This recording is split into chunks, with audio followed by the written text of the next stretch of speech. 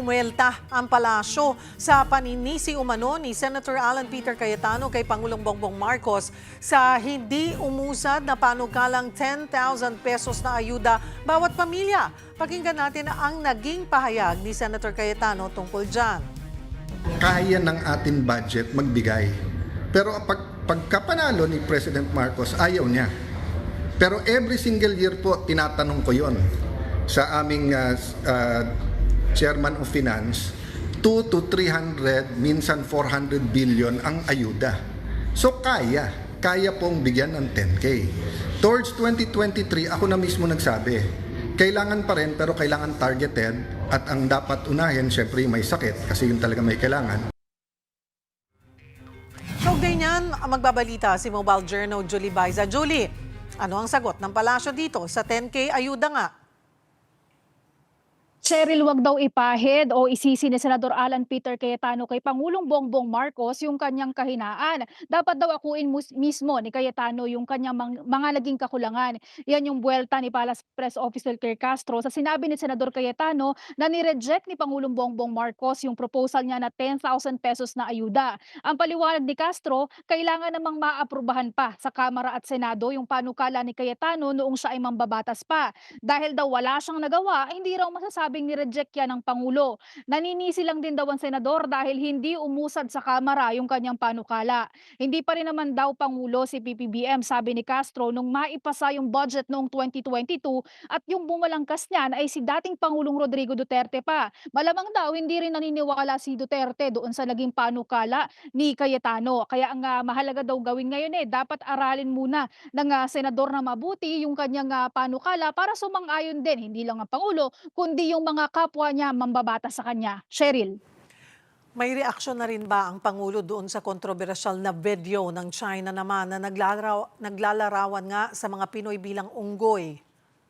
Cheryl, kahit sino daw sigurong Pilipino hindi magugustuhan na ilarawan sila bilang isang unggoy. Ang sabi ni Yusek Claire, meron sigurong ilang opisyal na tanggap na sila yung unggoy, pero si Pangulong Bongbong Marcos daw ay hindi. Ipinauubaya naman ng Pangulo sa Department of Foreign Affairs yung pagkausap o sakaling pagpapatawag nga sa ambassador ng China para mapaliwanag itong naging depiction nga ng China sa mga Pilipino bilang isang unggoy.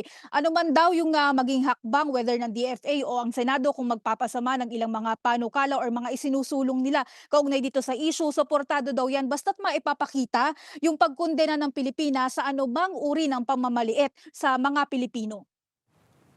Marami pa rin yung naghahanap ng big fish sa flood control project anomalies. Ano ang sagot ng palasyo sa puna na mabagal nga itong proseso ng pagpapanagot, lalo na sa mga kaalyado ng palasyo?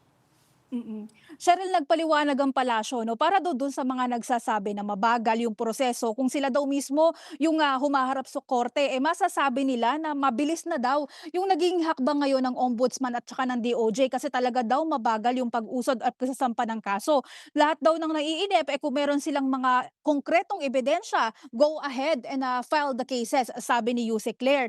Ang isa pang sinabi niya, hindi daw basta kasi pwedeng magtuturo lang kung walang ebidensya. Ano daw ba yung gustong mangyari ng mga pumupuna na kaagad ipaaresto, na kaagad sampahan ng kaso kahit walang ebidensya?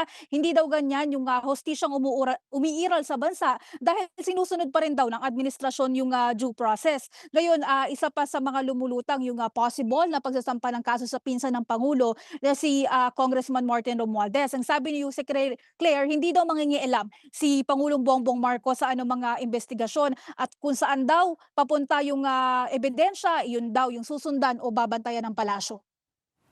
Ngayong nakaamba ulit ang big-time oil price hike, may hiwalay daw ba na fuel subsidy sa PUV drivers and operators at service contracting program?